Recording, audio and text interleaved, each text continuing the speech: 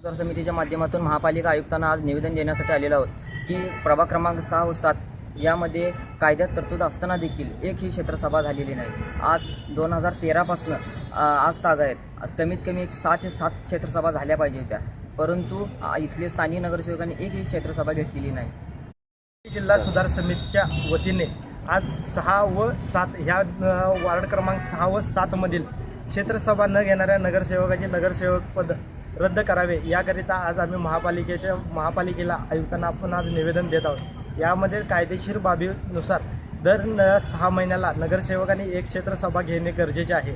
हे गरजेचे असून सुद्धा ह्या भागामध्ये नगरसेवकांनी या ठिकाणची कोणतीही क्षेत्रसभा घेतलेली नाही। जिल्हा सुधार समितीच्या मार्फत कुपवाड प्रभागातील वार्ड क्रमांक 6 आणि 7 यामधील नगरसेवकांनी सन 2013 पासून आज तागायत एक क्षेत्रसभा घेतलेली नाही। कायद्याप्रमाणे दर 6 महिन्याला एक क्षेत्रसभा घेणे बंधनकारक असताना देखील स्थानिक नगरसेवकांनी या पळवाटा काढण्याचं कारस्थान रचलेलं आहे। जर 6 महिन्याला एक क्षेत्रसभा घेतली नाही तर कायद्याने त्यांचं पद रद्द होतं, परंतु गेल्या 2013 पासून आज तागायत कोणतीही क्षेत्रसभा न घेतल्यामुळे त्यांनी पूर्णपणे कायद्याचा भंग केलेला आहे आणि या कायद्याच्या भंग केल्याप्रकरणी आयुक्तांनी त्यांच्यावर सदर नगरसेवकांच्यावर कारवाई करून त्यांचं पद तात्काळ रद्द करावं ही मी सांगली जिल्हा सुधार समितीच्या माध्यमातून मागणी करत आहे।